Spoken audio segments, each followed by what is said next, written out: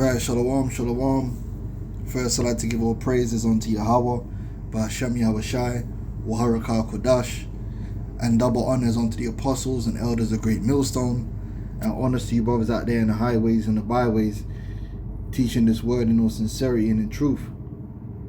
Now, I've been going into the covenant and showing that, Christianity omits the true understanding of the covenants and its relationship with salvation and the good news. Alright, the good news is that the Lord set up the new covenant to fulfill the covenant that he made with Abraham concerning his seed, and that seed is confirmed in the Bible as the Israelites. The old covenant, which was made through Moses, right, was made with the purpose of fulfilling the covenant of Abraham, which it failed to do because of the wickedness of the heart of the people of Israel, the flesh. And therefore a new covenant was set up which would rectify that, where the people would be changed in order to receive those blessings. So when we go to Deuteronomy, you can start from 27, where the people are entering into covenant with the Most High. You go to Deuteronomy 28, it tells you 15 verses of blessings they would receive if they keep the law. This is part of the covenant. But then from 15 on down to 68 is all the curses they would receive for breaking the covenant, for breaking the law. Okay, now if we go to Deuteronomy the 30th chapter, it was made very clear, even back then with Moses, that Israel would break the covenant and would receive a new covenant, which was better. So this isn't something that's like hidden in the scriptures. It's not hidden, neither was it unknown. It's just prophecy. But I tell you what's not in prophecy: the opening of the details and the specifics of the covenant to generically include humankind and mankind and all this garbage. No. Deuteronomy 30, even if you go to the blue letter, what does it say there? Restoration promised. Remember, this is at the point when this was coming out, Israel just receiving the covenant and the law, and were going into the promised land. So why would they need to be restored? Why would restoration be promised when they're only just getting things popping? Because as you're gonna read on, Israel was gonna fall and need to be restored. And that's the good news. Even back here, this is the good news.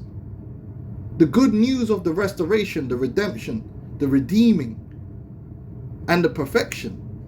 Alright? It says, and it shall come to pass when all these things are come upon thee, the blessing and the curse. So we'd get the good part of the covenant and the bad part, which I have set before thee, and thou shalt call them to mind among all the nations whither the Lord thy God hath driven thee. Right? We'd be thinking upon these things like, damn, we didn't keep the law, we broke the covenant, that's why we're catching hell, that's why we're under these curses right now. And shall return unto the Lord thy God, and shall obey his voice according to all I command thee this day, thou and thy children, because these covenants, right, are attached to our seed. From it's passed on from father to son.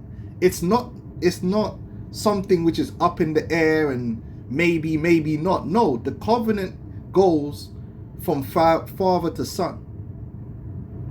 Right? Abraham, Isaac, Jacob, and then Jacob and his sons on down.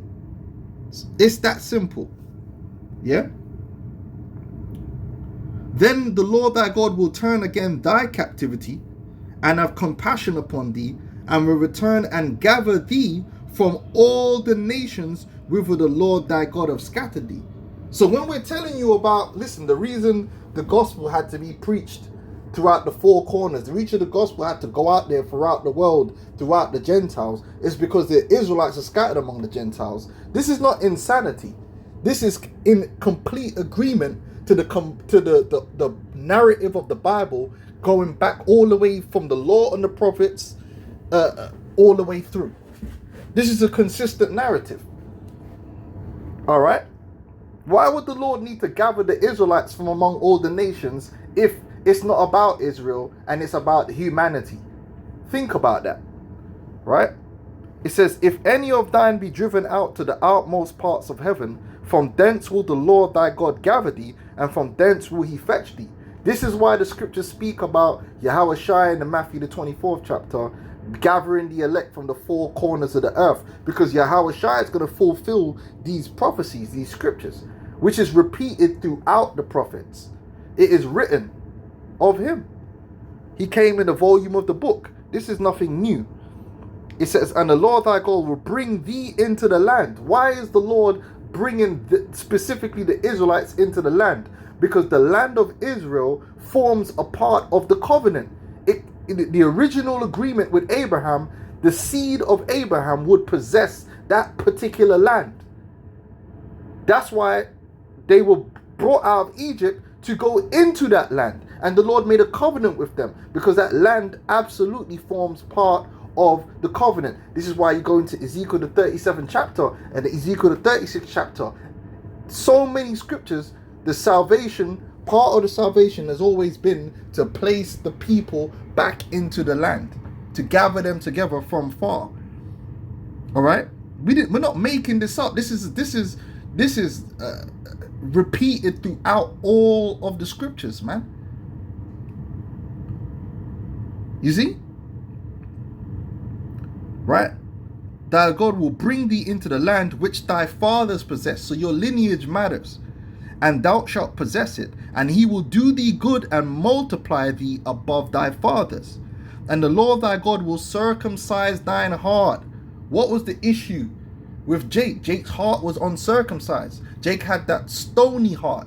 The Lord said he's going to give us a heart of flesh. That heart of flesh is in the New Testament. That's what makes the New Testament a better covenant. But it's with the same people. And we're reading it right here. The Lord said, He going circumcise the heart and the heart of thy seed, to love the Lord thy God with all thine heart and with all thy soul, that thou mayest live. It says, and the Lord thy God will put all these curses upon thine enemies. Why are the curses going to go on our enemies? As a punishment for what they did against us. It's retribution. Yeah? And on them that hate thee, which persecuted thee. See? Not because they broke the covenant, but because our punishment would be over, and now it's time for them to catch hell. And thou shalt return and obey the voice of the Lord, and do all his commandments which I have commanded thee this day. Isn't that what we read about in Jeremiah 31 and Hebrews the 8th chapter? Isn't that what is accomplished with the new covenant or the New Testament? So this isn't something new, and the scholars know this. Yeah? If you go, I'm sure if we go into the cross references, right? Jeremiah 32 and 39. Right? Ezekiel 11 and 19, Ezekiel 36 and 26. All right? This is the new the New Testament. All right?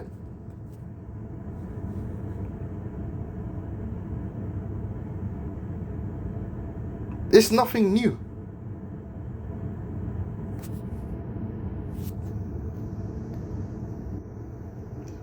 Show you something. So, look, man, what we teach regarding salvation being for Israel, that it's just true. It's just true. It can only be for Israel once you define salvation according to what it says in the scriptures. And if you understand the covenants, the contract, and a contract has a party. If you go even into this world and you have contract to law, like a will or any contract has parties, you cannot insert yourself. If I cannot go and insert myself into any contract there is, because contracts are not generic, they're specific as to who they are concerning. Otherwise, anyone could get anything. If a man has a will, I can't go and insert myself into the will and make myself party to his will. No, it will detail within the will who exactly is entitled to what, specifically by name. The word covenant means a contract. Hold on. Right? A covenant, an agreement, a contract. Right?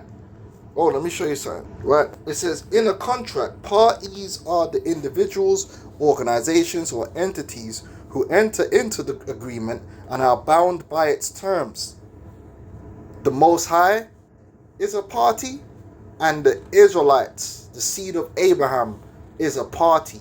Never was humanity a party in any of the covenants, except, and with one exception, the covenant made with Noah, which even the animals were party to that covenant. But if you're talking from Abraham to Isaac onto Jacob and onto Yahushua, the only parties mentioned in those covenants is the Israelites, the seed of Abraham, and the Most High. And you can't get around it. Humans have never been mentioned in any of the contracts. Simple. All right? Shalom.